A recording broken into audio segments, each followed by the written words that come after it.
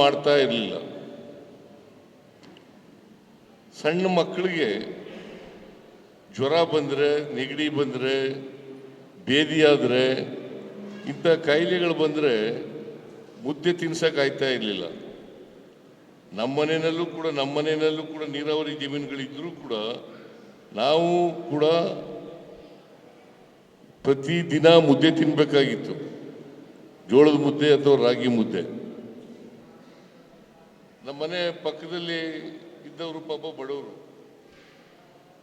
ಅವರು ಕೂಲಿ ಮಾಡ್ಕೊಂಡು ಬದುಕ್ತಕ್ಕಂಥ ಜನ. ಅವರು ಮಕ್ಕಳಿಗೆ ಕಾಯಿಲೆ ಬಂದರೆ ನಮ್ಮ ಮನೆಗೆ ಒಂದು ತುತ್ತು ಅನ್ನ ಈಸ್ಕೊಳಕ್ಕೆ ಬರೋರು ಅವ್ರ ಮಕ್ಕಳಿಗೆ. ನಾನು ಅದನ್ನು ಕಣ್ಣಾರೆ ನೋಡ್ತಾ ಇದ್ದೆ. ನಮ್ಮ ಅವ್ವ ಗೊಣೆ ಕಂಡು ಕೊಡೋಳು.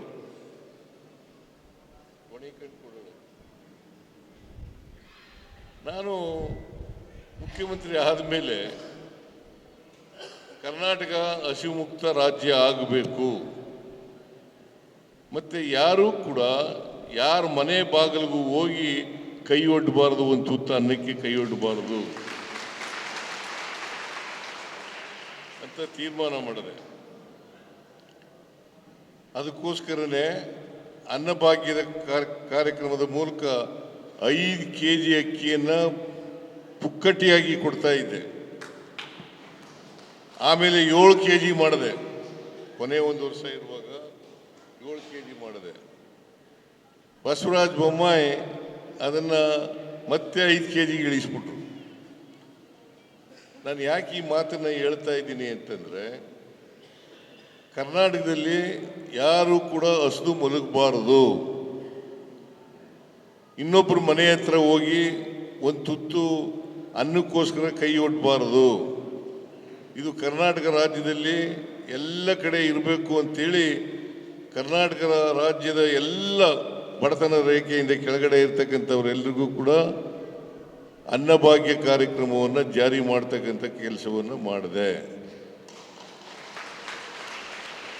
ಈಗ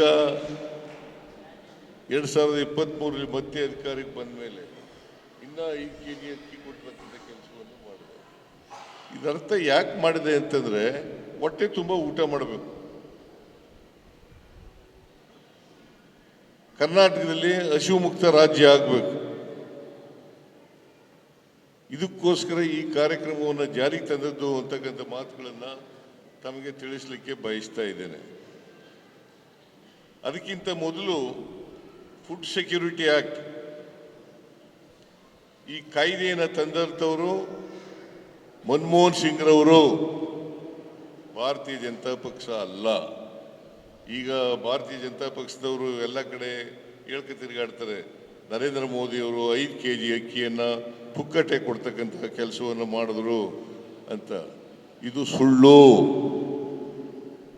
5 kg ಅಕ್ಕಿಯನ್ನು ಕೊಡ್ತಕ್ಕಂಥ ಕೆಲಸವನ್ನು ಮಾಡಿದ್ದು ಮನಮೋಹನ್ ಸಿಂಗ್ರವರು ಅಂತಕ್ಕಂಥದ್ದನ್ನು ಮರಿಬಾರ್ದು. ಇದನ್ನು ನಾನು ಬಂದ ಮೇಲೆ ಪುಕ್ಕಟೆ ಕೊಡಲಿಕ್ಕೆ ಪ್ರಾರಂಭ ಮಾಡಿದ್ದು 5 kg ಅಕ್ಕಿ. ಮನಮೋಹನ್ ಸಿಂಗ್ರವರು ಇದ್ದಾಗ 3 ರೂಪಾಯಿಗೆ 1 kg ಅಕ್ಕಿ ಕೊಡ್ತಾ ಇದ್ರು. ನಾನು ಬಂದ ಮೇಲೆ ಕರ್ನಾಟಕದಲ್ಲಿ ಪುಕ್ಕಟೆಯಾಗಿ ಯಾವುದೇ ದುಡ್ಡಿಲ್ಲೇನೆ 5 kg ಅಕ್ಕಿ ಕೊಡ್ತಕ್ಕಂಥ ಕೆಲಸವನ್ನು ಮಾಡಿದೆ. ಅದರಿಂದ ಶೋಷಿತ ವರ್ಗದ ಜನ, ಬಡ ಜನತೆ, ಅವರು ಕೂಡ 2 ಹೊತ್ತು ಊಟ ಮಾಡಲೇಬೇಕು.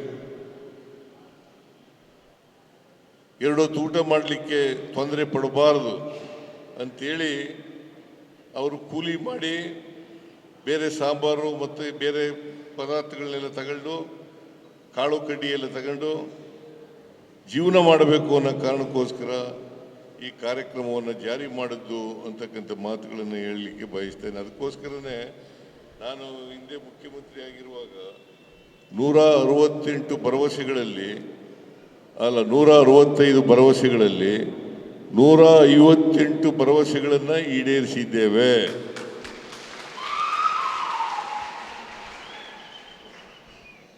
ಆಮೇಲೆ 2023ರಲ್ಲಿ ಮತ್ತೆ ಅಧಿಕಾರಕ್ಕೆ ಬಂದ ಮೇಲೆ 592 ಭರವಸೆಗಳನ್ನು ಕೊಟ್ಟು ಮ್ಯಾನಿಫೆಸ್ಟೋ ಮೂಲಕ. ಅದ್ರ ಜೊತೆಗೆ 5 ಗ್ಯಾರಂಟಿ ಯೋಜನೆಗಳ ಜಾತಿಗಳಲ್ಲಿ ಬಡವರಿರ್ತಕ್ಕಂಥವ್ರು ಅಷ್ಟೇ ಅಲ್ಲ, ಜಾತ್ಯತೀತವಾಗಿ ಕೂಡ ಪಕ್ಷಾತೀತವಾಗಿ ಕೂಡ ಕೊಟ್ಟೆ. ಈಗ ಬಿಜೆಪಿಯವರು ತಗತಾ ಇಲ್ವಾ? ಬಿಜೆಪಿಯಲ್ಲಿರ್ತಕ್ಕಂಥ ಬಡವರು ಅಕ್ಕಿ ತಗತಾ ಇಲ್ವಾ? 2,000 ರೂಪಾಯಿ ತಗತಾ ಇಲ್ವಾ? ಉಚಿತವಾಗಿ ಬಸ್ನಲ್ಲಿ ಪ್ರಯಾಣ ಮಾಡ್ತಾ ಇಲ್ವಾ? ಗೃಹ ಜ್ಯೋತಿನಲ್ಲಿ 200 ಯೂನಿಟ್ ಅವರಿಗೆ ವಿದ್ಯುತ್ ಶಕ್ತಿ ಬಳಸ್ಕೊತಾ ಇಲ್ವಾ? ಎಲ್ಲ ಮಾಡಿದ್ದು ಬಡವರಿಗೋಸ್ಕರ ಈ ಕಾರ್ಯಕ್ರಮ ಮಾಡಿದ್ದು, ಶೋಷಿತರಿಗೋಸ್ಕರ ಈ ಕಾರ್ಯಕ್ರಮ ಮಾಡಿದ್ದು. ಅದರಲ್ಲಿ ಜಾತಿ ಇಲ್ಲ, ಧರ್ಮ ಇಲ್ಲ, ಭಾಷೆ ಇಲ್ಲ, ಎಲ್ಲ ತಳ ಸಮುದಾಯದ ಜನ ಅದರಲ್ಲಿ. ಅದಕ್ಕೋಸ್ಕರ ನಾನು ಈ ಸಾರಿ ಬಜೆಟ್ನಲ್ಲೂ ಕೂಡ ಪ್ರಸ್ತಾಪ ಮಾಡಿದೆ. ಎಕನಾಮಿಕ್ಸ್ನಲ್ಲಿ 2 ಥರ ಥಿಯರಿಗಳಿದ್ದಾವೆ. ಒಂದು ಟ್ರಿಕಲ್ ಡೌನ್ ಎಕನಾಮಿಕ್ ಥಿಯರಿ, ಇನ್ನೊಂದು universal basic income economic theory. ಭಾರತೀಯ ಜನತಾ ಪಕ್ಷದವರು ನಂಬ್ಕೊಂಡಿರ್ತಕ್ಕಂಥದ್ದು ಟ್ರಿಕಲ್ ಡೌನ್ ಎಕನಾಮಿಕ್ ಥಿಯರಿನಲ್ಲಿ ನಂಬಿಕೆ ಇಟ್ಕೊಂಡಿರ್ತಕ್ಕಂಥವ್ರು. ಅಂದರೆ ಸಪ್ಲೈ ಮಾಡಿದ್ರೆ ಈ ರಾಜ್ಯ ಬಡತನ ಹೋಗ್ಬಿಡ್ತದೆ, ನಿರುದ್ಯೋಗ ಹೋಗ್ಬಿಡ್ತದೆ ಅಂತಕ್ಕಂಥ ನಂಬಿಕೆ ಇಟ್ಕೊಂಡಿರ್ತಕ್ಕಂಥವ್ರು. ನಾವು ಕೊಂಡ್ಕೊಳ್ತಕ್ಕಂಥ ಶಕ್ತಿ ಜನರಿಗೆ ಹೆಚ್ಚಾದರೆ ಅವರು ಈಗ ಉತ್ಪಾದನೆ ಮಾಡಿ ಮಾರುಕಟ್ಟೆಗೆ ಸಾಮಾನುಗಳು ಬರ್ತವೆ. ಕೊಂಡ್ಕೊಳ್ತಕ್ಕಂಥ ಶಕ್ತಿ ಇಲ್ಲದೆ ಹೋದರೆ ಆ ಸಾಮಾನುಗಳನ್ನ ಕೊಂಡ್ಕೊಳ್ಳೋರು ಯಾರು? ಅದಕ್ಕೋಸ್ಕರ ಕೊಂಡ್ಕೊಳ್ತಕ್ಕಂಥ ಶಕ್ತಿಯನ್ನು, ಅದಕ್ಕೆ ನಾವು ಸಪ್ಲೈ ಮತ್ತು ಡಿಮ್ಯಾಂಡ್. ಸಪ್ಲೈ ಮಾಡ್ತಕ್ಕಂಥವ್ರು ಮೇಲ್ವರ್ಗದ ಜನ, ಕಾರ್ಪೊರೇಟ್ ಬಾಡಿಗಳು. ಡಿಮ್ಯಾಂಡ್ ಮಾಡ್ತಕ್ಕಂಥವ್ರು ತಳ ಸಮುದಾಯದ ಜನ. ತಳ ಸಮುದಾಯದ ಜನರ ಪರವಾಗಿರ್ತಕ್ಕಂಥವ್ರು ಕಾಂಗ್ರೆಸ್ನವರು, ಮೇಲ್ವರ್ಗದವರು ಪರವಾಗಿರ್ತಕ್ಕಂಥವ್ರು ಬಿಜೆಪಿಯವರು. That is the difference between BJP and Congress. ಇದು ವ್ಯತ್ಯಾಸ ಅಂತಕ್ಕಂಥದ್ದನ್ನು ತಾವು ತಿಳ್ಕೋಬೇಕಾಗ್ತದೆ. ಅದರಿಂದ ಕಾಂಗ್ರೆಸ್ ಪಕ್ಷ ಯಾವಾಗಲೂ ಕೂಡ ಶೋಷಿತ ವರ್ಗದ ಪರವಾಗಿದ್ದಾರೆ. ಇದು ಒಂದು. ಮೊನ್ನೆ ಯಾರವನು ಮೈಸೂರಿನ MP ಪ್ರತಾಪ ಸಿಂಹ ನನ್ನ ಮೇಲೆ ಅಟ್ಯಾಕ್ ಮಾಡೋ ಹೋಗಿದ್ದಾನೆ. ಈ RSSನವರು ಯಾವಾಗಲೂ ಕೂಡ ನನ್ನ ಮೇಲೆ ಅಟ್ಯಾಕ್ ಮಾಡೋದು. ಯಾಕೆ ಅಟ್ಯಾಕ್ ಮಾಡ್ತಾರೆ ಅಂತಂದರೆ, ನಾನು ಬಡವರ ಪರವಾಗಿದ್ದೀನಿ, ಶೋಷಿತರ ಪರವಾಗಿದ್ದೀನಿ ಅಂತ ಕಾರಣಕ್ಕೋಸ್ಕರ. ಬಡವರ ವಿರೋಧಿಗಳು ಭಾರತೀಯ ಜನತಾ ಪಕ್ಷದವರು, ಬಡವರ ವಿರೋಧಿಗಳು ಭಾರತೀಯ ಜನತಾ ಪಕ್ಷದವರು, ಮಹಿಳೆಯರ ವಿರೋಧಿಗಳು ಭಾರತೀಯ ಜನತಾ ಪಕ್ಷದವರು, ರೈತರ ವಿರೋಧಿಗಳು ಭಾರತೀಯ ಜನತಾ ಪಕ್ಷದವರು, ದಲಿತರ ವಿರೋಧಿಗಳು ಭಾರತೀಯ ಜನತಾ ಪಕ್ಷದವರು, ಕಾರ್ಮಿಕರ ವಿರೋಧಿಗಳು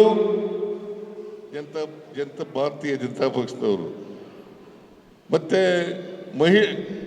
ಈ ದಲಿತರ ವಿರೋಧಿಗಳು, ಅಲ್ಪಸಂಖ್ಯಾತರ ವಿರೋಧಿಗಳು ಭಾರತೀಯ ಜನತಾ ಪಕ್ಷದವರು.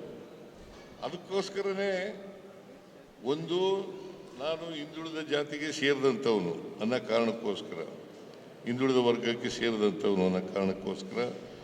ಆಮೇಲೆ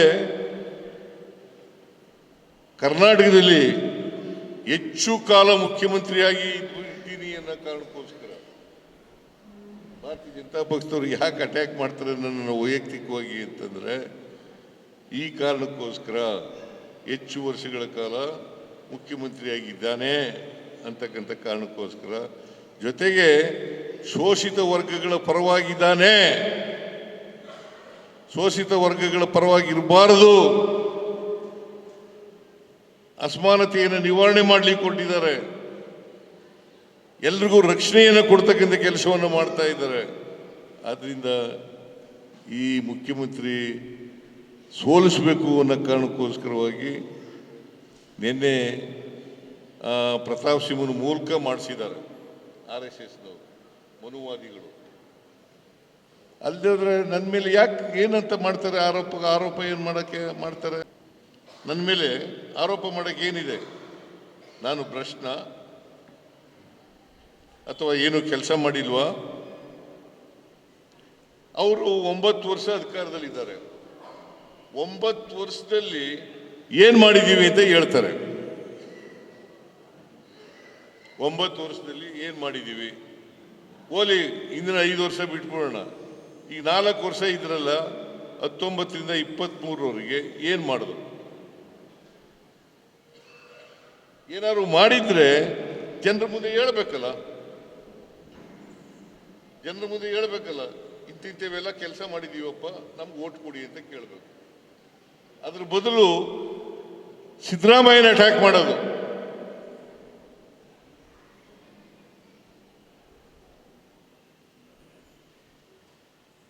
ಇದನ್ನ ಪ್ರತಾಪ್ ಸಿಂಹನ ಕೈಲಿ RSSನವ್ರು ಮಾಡಿಸ್ತಾರೆ. ಇದರಲ್ಲೂ ಕೂಡ ವಿಜೇಂದ್ರ ಆಗಲಿ ಅಶೋಕ್ ಆಗಲಿ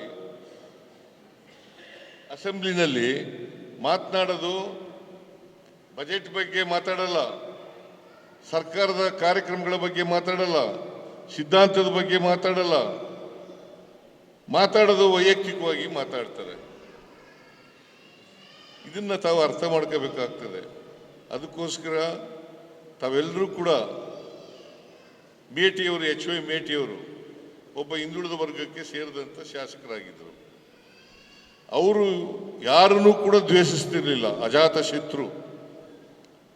ಎಲ್ಲರನ್ನೂ ಗೌರವದಿಂದ ಕಾಣ್ತಕ್ಕಂಥ ಕೆಲಸವನ್ನು ಮಾಡ್ತಾ ಇದ್ರು.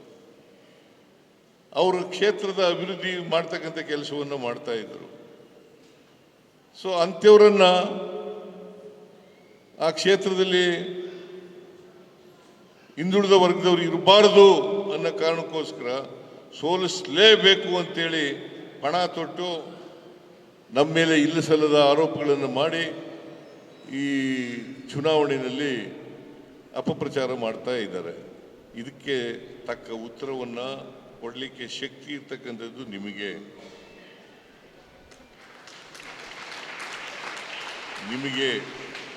ಆದ್ದರಿಂದ ಯಾವ ಕಾರಣಕ್ಕೂ ಕೂಡ BJPಯವರ ದಾರಿ ತಪ್ಪಿಸ್ತಕ್ಕಂಥ ಕೆಲಸಕ್ಕೆ ನೀವು ಬಲಿಯಾಗಬೇಡಿ, ಅವರ ಆಶೆ ಆಮಿಷಗಳಿಗೆ ಬಲಿಯಾಗಬೇಡಿ. ಆದ್ದರಿಂದ ನೀವೆಲ್ಲರೂ ಕೂಡ 9ನೇ ತಾರೀಕು ನಡೀತಕ್ಕಂಥ ಉಪಚುನಾವಣೆಯಲ್ಲಿ ಅವ್ರ ಮಗನಿಗೆ ಟಿಕೆಟ್ ಕೊಟ್ಟಿದ್ದೀವಿ ನಾವು. ಈ ಸಾರಿ ಮೇಟಿಯವ್ರ ಮಗನಿಗೆ.